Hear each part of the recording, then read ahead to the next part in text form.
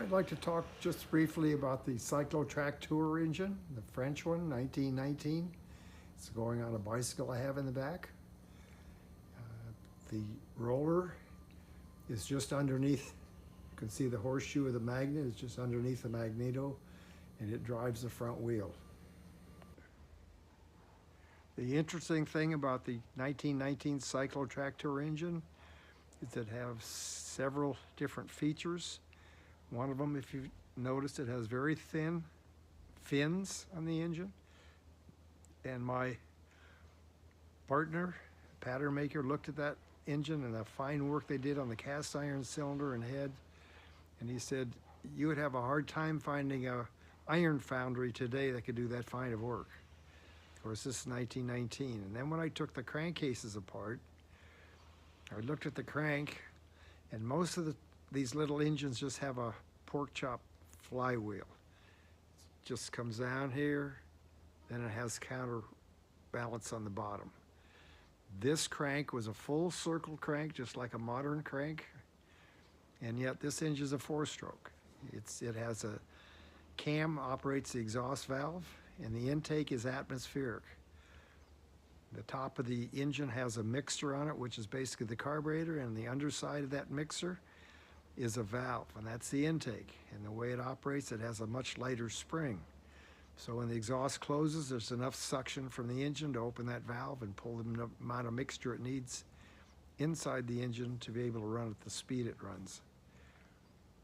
That's kind of an interesting feature on these old engines. A lot of the old farm engines with the big flywheels, they call them hit and miss engines. They only hit, they fire, and then the governor holds the exhaust valve open, and the flywheels keep the energy going until it slows down enough where the exhaust valve is released, it fires again, and then it goes. So if you were to put a constant load on these flywheels, that engine would try to fire every time so that it could pick its speed up.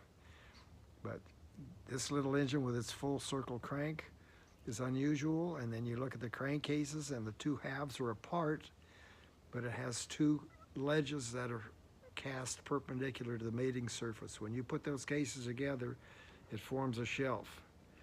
The crank is up here, the oil is down below, and it has a 2-gear force-fed oil pump, just like they run in all race engines, NASCAR, whatever. They gang several of these gears on the modern engines. This just have the 2 gears. So basically, when you put the engine together, the oil's in the bottom, the crank's on the top. You have a dry sump oil system, just like any of our modern race engines. The 4-cam Porsches back in the late 50s, the 550A Spiders, RS61s, all had dry sump oil systems. They had a 3-gallon tank under one of the left, I think the left rear fender. So you look at this little engine and you think, wow, there's a lot of technology in it. Well, there's a lot of technology in a lot of these engines. It's just that today we have much better materials, and we can develop a lot more power, a lot of everything out of these. But everything is there, and this has a magneto on it. It's a high tension mag, so it fires a spark plug. This thing probably has 4 or maybe 5 to 1 compression.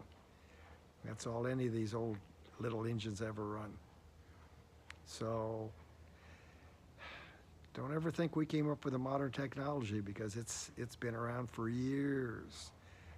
One of the guys I did car stuff with, he bought a big touring car from Pebble Beach maybe 25, 30 years ago. It's called a Pungs Finch. Now, I never knew what a Pungs Finch was. There's a lot of things I've learned, and I didn't know what these cars were. I had the pleasure of restoring or helping.